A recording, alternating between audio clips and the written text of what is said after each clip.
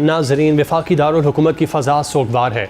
मुल्क भर में गम की लहर है। पिम्स हस्पताल की नर्सरी में 14 फूल खिलने से पहले मुरझा गए। सुबह सवेरे हस्पताल की नर्सरी में लगने वाली आग ने 14 ख़ानदानों के चिराग गुल कर दिए। इब्तदाई इत्तलात के मुताबिक आग एयर कंडीशन के कंप्रेसर में धमाके के बायस भड़क उठी। मामूली तकनीकी खराबी इतने बड़े सान्हे में कैसे तब्दील हो गई, इस हवाले से बताया जा रहा है कि आग लगने के बाद ऑक्सीजन की फराहमी फौरी तौर पर बंद ना हो सकी, जिसके बायस आग तेज़ी से फैली और नर्सरी धुएं और शोलों की लपेट में आ गई। सबसे ज़्यादा तकलीफ दे पहलू ये है कि ऐनी शाहिदीन और मुतासिरा वालिदैन के मुताबिक उस वक्त नर्सरी में ऑक्सीजन बंद करने के लिए ना कोई डॉक्टर था, ना नर्स और ना ही वार्ड बॉय। मुतासिरा बच्चों के वरसा के सवालात पूरे निज़ाम को झंझोड़ने के लिए काफ़ी हैं कि रेस्क्यू 2 घंटे और पुलिस 4 घंटे ताख़ीर से क्यों पहुंची। एक वालिदा ने तो यहाँ तक कह दिया कि किसी डॉक्टर का एक बाल तक नहीं जला, सिर्फ बच्चे जले। ये सानिया नहीं, जानबूझकर आग लगाई गई। अमले ने नर्सरी को लॉक क्यों किया? मौत की नींद सोए 14 बच्चों ने पूरे निज़ाम सेहत, इंतज़ामी निगरानी और हस्पतालों में फायर सेफ्टी के दावों पर संगीन सवालात खड़े कर दिए। आतिश ज़दगी के वक्त 16 बच्चे नर्सरी में मौजूद थे। सिर्फ एक बच्चे को जिंदा बचाया जा सका, वो भी किसी रेस्क्यू एहलकार ने नहीं, उसकी करीबी अजीज़ा ने। वफाकी वज़ीर तारिक फजल चौधरी के मुताबिक ज़्यादातर अमवात धुआं भरने और दम घुटने के बायस हुई। दूसरी जानिब पिम्स हस्पताल इंतज़ामिया ने इब्तदाई रिपोर्ट में आग लगने की वजह नेबुलाइज़र फटने को बताया। रिपोर्ट के मुताबिक नेबुलाइज़र फटने से ऑक्सीजन ने आग पकड़ ली। बच्चों की मौत ऑक्सीजन कम होने और झुलसने से हुई। Executive director PIMS Rana Imran Sikandar ने सहाफ़ियों से गुफ्तगू करते हुए कहा, ICU में 2 डॉक्टर्स, 4 नर्सेज और दीगर अमला ड्यूटी पर मौजूद था। अस्पताल में तसल्ली बख्श फायर सिस्टम मौजूद था। नर्सरी में 24 ऑक्सीजन सिलेंडर थे। रेस्क्यू ज़राए के मुताबिक पिम्स में फायर सेफ्टी के इंतजामात भी इंतहाई नाकिस थे। फायर पॉइंट पर पानी मौजूद नहीं था। फायर हाउस में कैपलेग्स नहीं थे, जबकि हंगामी इनखला के रास्तों पर ताले लगे हुए थे। दिलखराश वाक़े के बाद हुकूमत ने बड़ा एक्शन लेते हुए वफाकी सेक्रेटरी सेहत असलम गौरी को ओहदे से हटा दिया। इसके अलावा वज़ीर आज़म की जानिब से एक कमेटी भी तश्कील दे दी गई। मजिस्ट्रेट ने एडिशनल डिप्टी कमिश्नर की सरबराही में 8 रुकनी कमेटी तश्कील देकर 24 घंटे में रिपोर्ट तलब कर ली है, जबकि इस लापरवाही साबित होने के नतीजे में किसी को नहीं छोड़ा जाएगा। ये कहना था इस कमेटी की जानिब से। तलाल चौधरी ने दावा किया कि वाक़ई की इब्तदाई रिपोर्ट वज़ीर आज़म और वज़ीर दाखिला को भिजवाई गई। ऑपरेशन को वफाकी वज़ीर दाखिला मोहसिन नकवी खुद मॉनिटर करते रहे। रेस्क्यू टीमें 6 मिनट में मौके पर पहुंची। इंक्वायरी में इस बात का जायज़ा लिया जाएगा कि एमरजेंसी के दरवाजे क्यों बंद थे, अस्पताल में कितने डॉक्टर्स, नर्सेज और अमला मौजूद था, फायर सेफ्टी के क्या इंतज़ामात थे और अस्पताल में क्या क्या खामियाँ मौजूद थीं।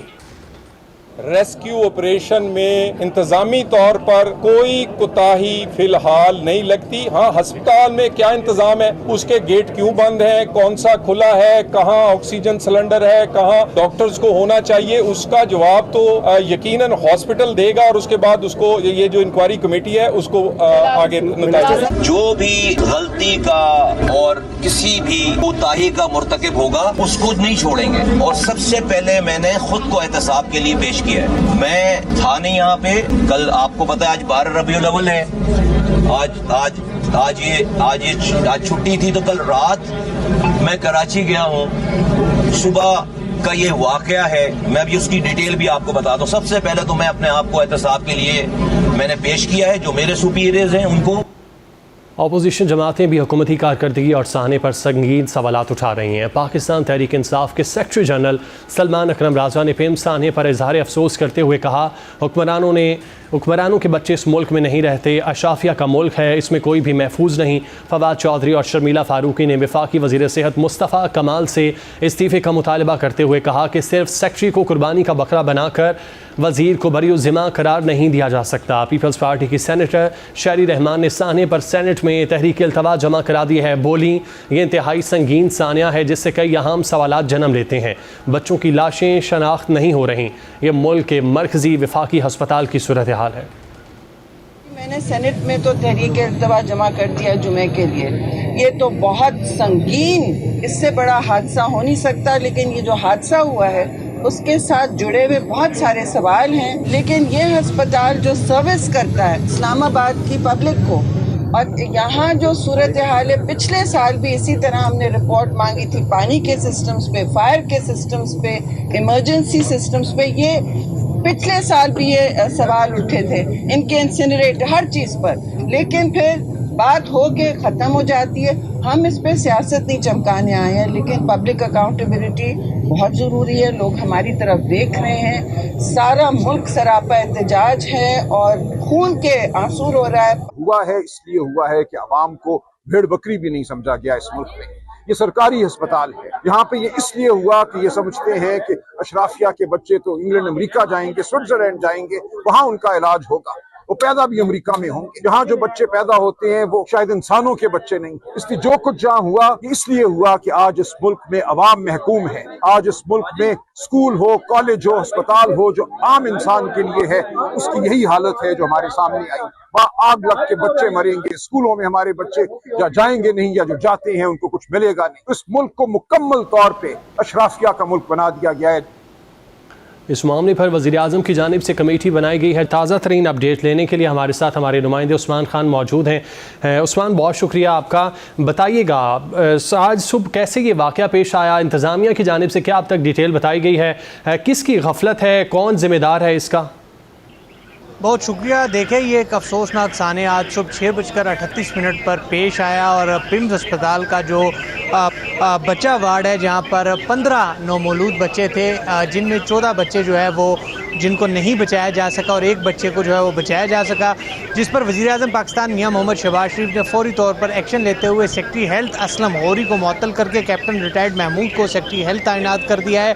जबकि इस हवाले से 3 मुख्तलिफ कमेटियाँ भी तश्कील दे दी गई हैं। एक तो अस्पताल की सतह पर इंतज़ामी उमूर के लिए तमाम तर जो कमेटी है वो तश्कील दी गई है। एक कमेटी ज़िले इंतज़ामिया की जानिब से ADCG साहबजादा मोहम्मद यूसुफ की क़यादत में बनाई गई है और एक कमेटी वज़ीर-ए-आज़म पाकिस्तान की जानिब से साबिक़ वफाकी सेक्रेटरी दाखिला की सरबराही में बनाई गई है। तो ये तमाम तर कमेटियाँ बना दी गई है ज़िम्मेदारों का तयन करने के लिए कि इस वाक़े के असल ज़िम्मेदार कौन है, ये वाक़या, ये सानिया, ये अफसोसनाक सानिया क्यों पेश आया, आखिर किसकी गफलत के वजह से पेश आया। क्योंकि जिस वार्ड में 15 बच्चे थे, जो वज़ीर सेहत है मुस्तफ़ा कमाल, उन्होंने अब से कुछ देर कबल यहाँ पर दौरा भी किया, जिसके बाद उन्होंने ब्रीफिंग देते हुए कहा कि 6:38 के करीब AC से एक स्पार्क हुआ, जिसके बायस ये सारा वाक़या पेश आया। और इस पर जो सबसे बड़ी गफलत थी वो ये है कि जो एमरजेंसी एग्ज़िट था, जहाँ से बच्चों को निकाला जाना था, या किसी भी बिल्डिंग या किसी भी इमारत में जो एमरजेंसी एग्ज़िट होता है उसको भी ताला लगाया गया था, जिस पर बताया गया कि यहाँ से अक्सर नौमौलूद बच्चे गायब हो जाते थे, चोरी हो जाते थे, जिसके बायस उन्होंने यहाँ पर ताला लगाया था। तो ये एक बहुत बड़ी गफलत थी कि जब सानिया हुआ, अगर एमरजेंसी एग्ज़िट का गेट खुला होता तो शायद जो नन्हे मासूम बच्चे थे उनकी जानें इस तरह ज़ाया ना होती। जब एमरजेंसी एग्ज़िट बंद था तो फिर शीशे तोड़कर, मुख्तलिफ दीवारें तोड़कर, मुख्तलिफ खिड़कियाँ तोड़कर जो है बच्चों को, एक बच्चे को बचाया गया और लोगों ने अंदर जाने की कोशिश की है। तो ये एक अफसोसनाक सानिया वफाकी दारुल हुकूमत के सबसे बड़े पिम्स अस्पताल में पेश आया। अगर हम बजट की बात करें तो गुज़िश्ता 3 सालों में पिम्स अस्पताल के लिए 22 अरब का मालियाती बजट मुख्तस किया गया था। 7 अरब इसका सालाना बजट है, जबकि गुज़िश्ता साल 50 करोड़ से ज़ायद की रकम जो इनको इजाफी मिली थी।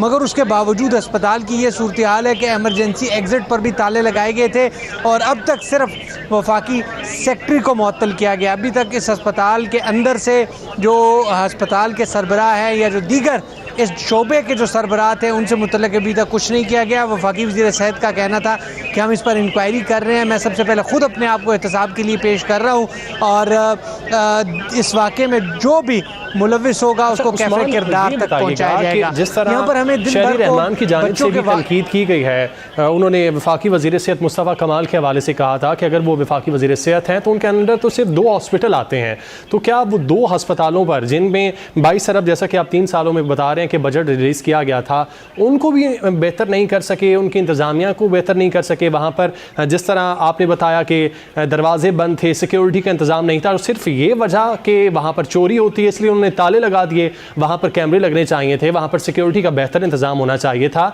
आखिर ये सब क्यों नहीं किया गया इतने बड़े बजट के साथ?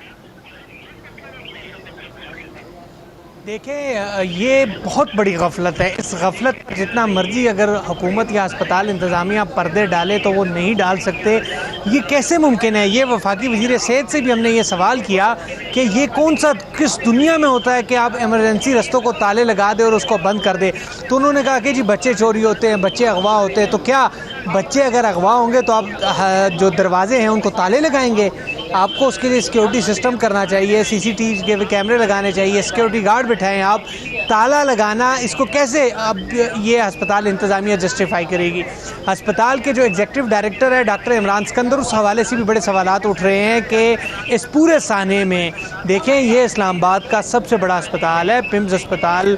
ये बात तो एक हद तक ठीक है, इस अस्पताल में सिर्फ इस्लामाबाद से नहीं, रावलपिंडी हो, आज़ाद कश्मीर हो, खैबर पख्तूनख्वा हो, हत्ता कि गिलगित बल्तिस्तान से लोग यहाँ आते हैं। इस बात में कोई शक नहीं कि यहाँ पर रश मरीज़ों का ज़्यादा होता है, मगर ये तमाम तर चीज़ें अपनी सतह पर हैं, मगर इंतज़ामात, इंतज़ामी सहूलियात, इंतज़ामी चीज़ें वो अस्पताल के सरबराह का काम है। और ये देखें, कुछ ऐनी शाहिदीन ने यह भी कहा कि जब आग लगी थी तो जो अंदर इस वार्ड का अमला था वो भी गैर हाजिर था।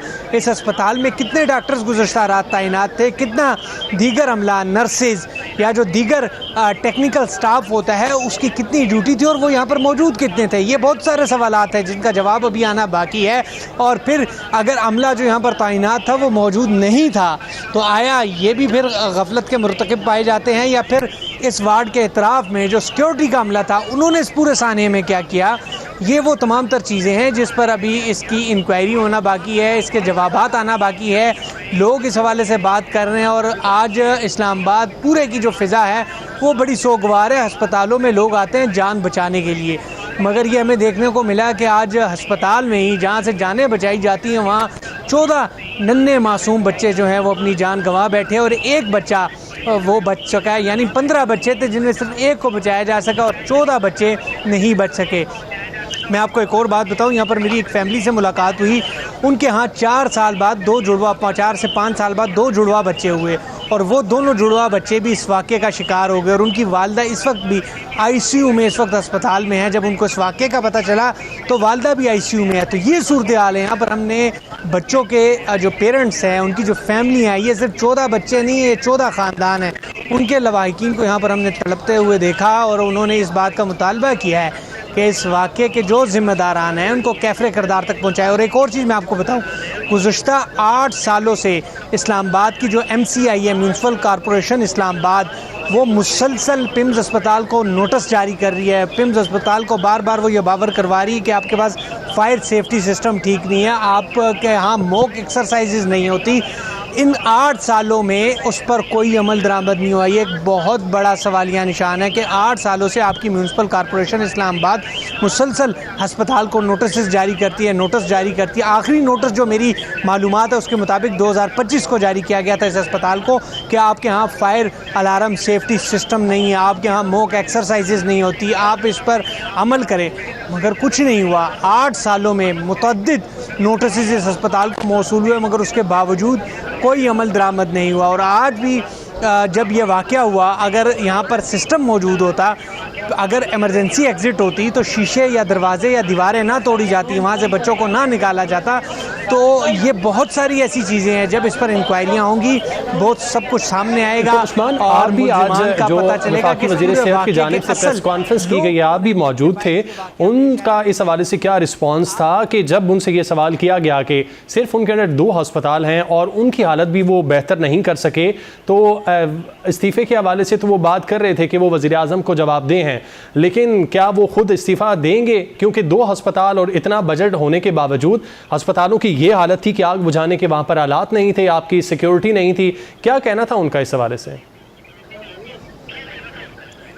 देखें, ये जितना बड़ा सान्य है, इस अखलाकन वज़ीर सेहत को सबसे पहले मुस्ताफ़ी हो जाना चाहिए था। मुस्ताफ़ी होने के बाद वो ये बात करते कि मैंने अपना इस्तीफ़ा वज़ीर आज़म हाउस भिजवा दिया है। अब वज़ीर आज़म का जो है हक़ है वो इस इस्तीफ़े को मंजूर करते हैं, इस इस्तीफ़े को मुस्तरद करते।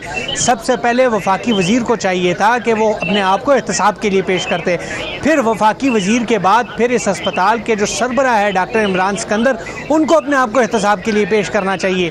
यहाँ पर हमारी जितने लोगों से बात हुई उनका कहना है कि एक सेक्रेटरी हेल्थ उसको मुअत्तल करना, ये इसका कोई जवाज़ नहीं बनता। सेक्रेटरी हेल्थ का इस वाक़े से कोई ताल्लुक़ ही नहीं बनता। इसके अगर तो बराह रास्त ज़िम्मेदारी आयद होती है तो वो इस अस्पताल का जो मुतलका सरबराह हैं, इस शोबे के सरबराह हैं या फिर वफाकी वज़ीर पर आयद होती है, मगर अभी तक सिर्फ़ और सिर्फ सेक्रेटरी हेल्थ को मुअत्तल किया गया है। अस्पताल के सरबराह भी अभी तक ड्यूटी पर मौजूद है, वो वज़ीर सेहत के हमरा भी थे, वो यहाँ पर भी आए, प्रेस कॉन्फ्रेंस में भी उनसे सवालात हुए और वैसे भी इंक्वायरी इस पूरे वाक़े की साफ़ और शफाफ इंक्वायरी उस वक्त होगी जबकि इस अस्पताल के जो एग्जीक्यूटिव डायरेक्टर है वो अपने ओहदे से मुस्तक़िल होंगे, कोई प्रेशर नहीं होगा तो इंक्वायरी होगी ना। जब वो सरबराह इसी ओहदे पर मौजूद होंगे तो फिर इंक्वायरी कैसे होगी कि जिनकी मौजूदगी में ये सब कुछ हुआ और उन्हीं की मौजूदगी में आप इंक्वायरी करें तो वो साफ़ और शफाफ इंक्वायरी कैसे होगी। ये बहुत सारे सवालात हैं जो लोगों के जहन में भी आ रहे हैं, हमारे जहन में भी है। तो इस हवाले से यहाँ पर जो शुरका थे, यहाँ पर वर्सा थे, उन्होंने भी वज़ीर आज़म से ये अपील की है कि इस वाक़े की साफ़ और शफाफ और जामे इंक्वायरी करवाई जाए। अच्छा उस्मान, अगर हम रेस्क्यू ऑपरेशन की बात करें तो अस्पताल इंतज़ामिया ने जो अपनी इब्तदाई रिपोर्ट दी है उसके मुताबिक तो उनका ये कहना है कि वहाँ पर जो डॉक्टर्स और नर्सेज ड्यूटी पर मौजूद थे उनकी जानिब से ऑपरेशन का आगाज़ कर दिया गया था और बच्चों को बाहर मुंतकिल किया गया था।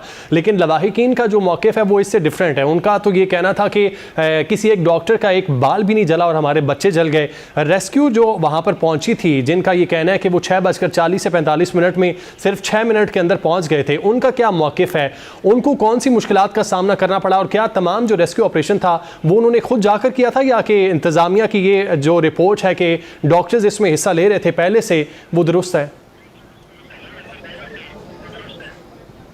देखिए, ये तो जब इंक्वायरी रिपोर्ट सामने आएगी तो ये बहुत सारी चीज़ें वाज़ेह होंगी, मगर एक चीज़ जो सबसे अहम है 6:38 पे ये वाक़या हुआ।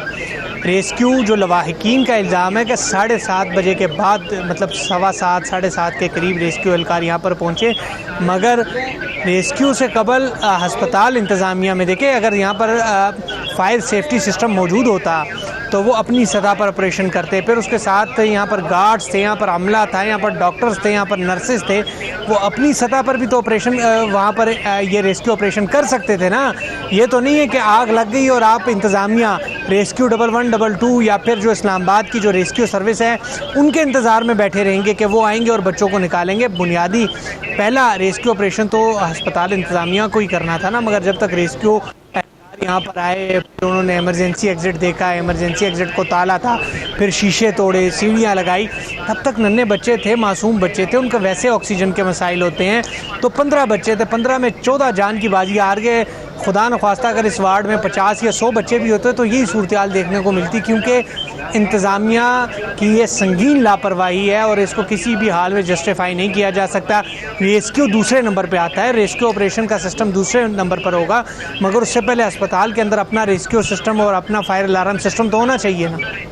ठीक है उस्मान, आपका बहुत शुक्रिया ताज़ा तरीन अपडेट्स हमें